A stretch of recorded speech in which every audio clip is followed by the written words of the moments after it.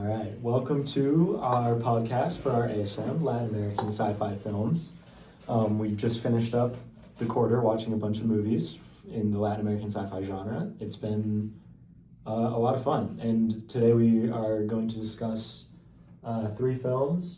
We're going to start with Juan of the Dead, which is a film from 2011 out of Cuba, and it is directed by Alejandro Burgues. The idea of Juan of the Dead is there is a zombie apocalypse in Cuba, and the main character, Juan, he starts a business killing zombies, killing people's loved ones with a bunch of his friends, and that's how they survive and make their living in Cuba during this apocalypse. And one thing that stood out to me, especially, was kind of the theme of Cuban politics in the movie and how that stood out. You could really see the history of Cuban politics from the revolution to the really down periods where it was a struggle to get food, and you could see that influence throughout the film, I think, with how the characters really fought to continue to make a living for themselves even in these tough times, which I think have been present in Cuban society before. So I'm wondering what else you guys think maybe about the representation or some of the cinematic techniques that were used in relation to that as well. Yeah, I think that relating to the historical context of Cuban politics, like you mentioned, that that zombie apocalypse was kind of used as a way to relate to those things that had happened in the past, but show it obviously on a way more extreme level, but was still able to show, Cuban pride, and how at the end of that movie too, the main character, or Juan, actually chose to stay in Cuba rather than leaving with the rest of his people. And he mentioned that he had survived a bunch of that stuff that had happened. So I think using the extreme example of the zombie apocalypse was able to show not only how historical Cuban events had affected people in the past, but also how Cuban people had reacted to it and able to show, their pride or their fight back for a political catastrophe, I guess you could say. Right, and kind of how that's represented in current Cuban society as well. Mm-hmm. I think that bleeds through. Yeah. And I feel like even though the film deals with contemporary themes of injustice within Latin America and other kind of social situations like that, I feel like the cinematography of the film is very lighthearted, and a lot of the shots in the film are more wide angle, which kind of gives the vibe of togetherness rather than having more singled out shots. And I feel like in Juan of the Dead, the director and writers did a good job at kind of making the movie funny even in times of seriousness, which is pretty cool. Yeah, something that contributed to that a lot too was their use of special effects, because they made it entirely obvious that this is not at least for me, I felt like the zombies was a very cinematic, classic zombie. Mm-hmm. It wasn't anything extraordinary or that, you could kind of think was actually real. But that contributed to the comedic effects, like you mentioned, and it also, I think because it was so lighthearted, it didn't take away from the actual social commentary of the movie, because you weren't thinking could this thing be real? You were just thinking they're fighting zombies, and we're focused on their journey rather than where did the zombies come from, or how did that start, and things like that. Yeah.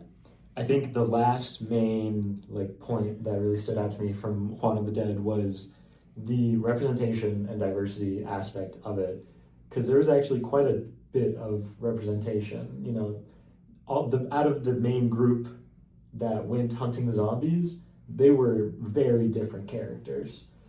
You know, you have a trans woman in there who like is dominant over this huge guy who like is terrified of seeing blood. You have Juan's daughter who's, you know, trying to get with the son of Juan's best friend, and it's a big mesh that I think works together great, but I think the representation is quite interesting, and I think they do it very well. For our next film, we have The Fish Child, and it's directed by Lucia Puenzo, Yep. and was released on April 9th, 2009. So The Fish Child is it's kind of like a romantic movie in a way, because it follows the love story of two teenage girls, and the romance is kind of forbidden, but it also takes on themes of racial injustice, socioeconomic class, and other kind of social facets. I think one of the things that makes The Fish Child so distinctive is its ability as a film to really showcase authentic human emotion. And I think that one of the things that really sets The Fish Child aside from other productions is that it is directed by a woman, and it's about two women, and in the like camera angles and the shots, I feel like you very much get that. You kind of, with watching the film, experience like a love story through the lens of a woman. Yeah, The Fish Child was very interesting to me as well, because the way it's set up is with all these different, and it slows down towards the end, but with all these different timing jumps from like the beginning of their relationship to the end, and I think that contributes to the point you're making about those emotions, because we see the movie starts with us seeing these strong emotions from one of the women leaving and how she's missing her past relationship, but then we also see, you know, kind of the peak of their relationship where they were maybe not entirely getting along, but where they were definitely in love and there was not a lot of conflict getting in between them. And so that, I thought that was a really good technique by the director to show that relationship, because it's rather than one long gradual story, we're jumping from point to point,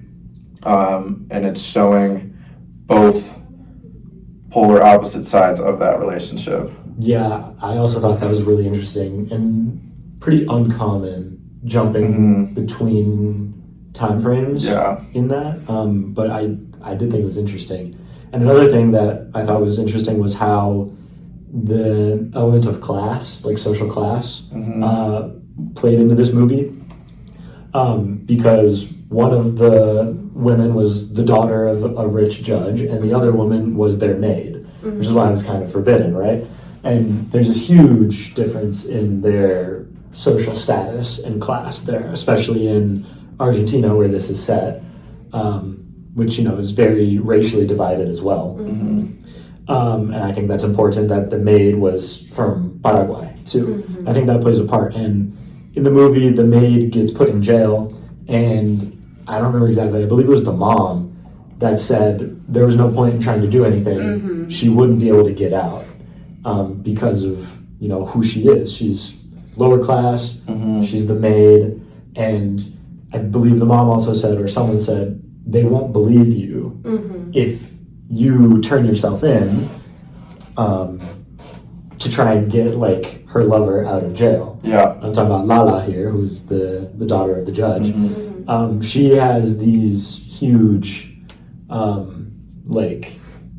I'm trying to think of the word, privileges that her lover, that she simply doesn't have. Yeah. And I think that played a very interesting role. For our third film, we'll be looking at Bacurau, which is a Brazilian film directed by, you might have to help me out here. Hey, this is Portuguese, but Kleber Mendonça Filho. And Juliano Dornelles. Yeah. And so Bacurau is definitely one of the more violent movies we have watched. It's about a small town in Brazil that is essentially trying to be taken off the map by the Brazilian government, and by way of super violent tactics. And kind of the big takeaway from the movie is this sense of community, where this small town was able to band together and fight back against this large government, and they end up surviving and taking out who they need to take out. But that leads me into, like, I guess my main question about this is, how do you guys think, or what importance would you place on the element of violence in this film? Because this film did not stray away from showing anything. Like that whole shotgun scene on the farm was just like hard to watch. Yeah. And we see a ton of people die throughout the film. It's very violent. But do you think if they didn't include those violent messages or images, or whatever you want to call it, really, that would the point of the film be able to get across to the viewer as well?